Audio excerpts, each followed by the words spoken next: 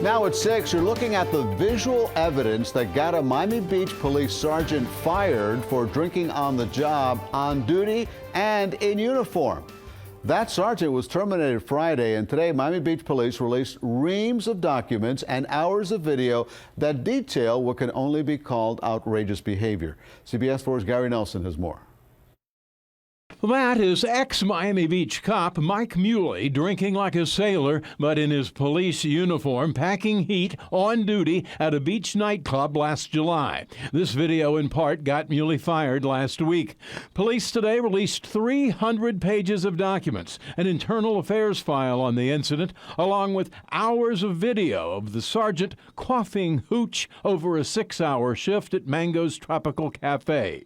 In a letter of termination, the police chief says Muley started with a double vodka with cranberry and consumed at least 6 drinks while on duty and in uniform. Muley at one point pulls up his uniform sleeve and flexes his bicep before getting back to boozing. In the wee hours, the visibly impaired cop grabs a woman and attempts to dance a jig, but too many jiggers of the hard stuff left him looking, well, not quite like Fred Astaire.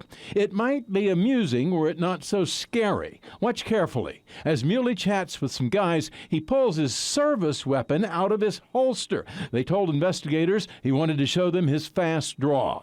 These records show Muley admitted to drinking on the job, and the chief writes, "You testified you were a little buzzed when you removed your firearm from your holster."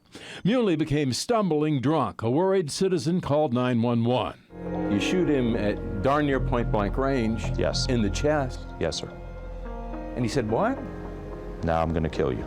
In 2012, Muley told me of a life-and-death struggle that likely saved his life and those of 2 others.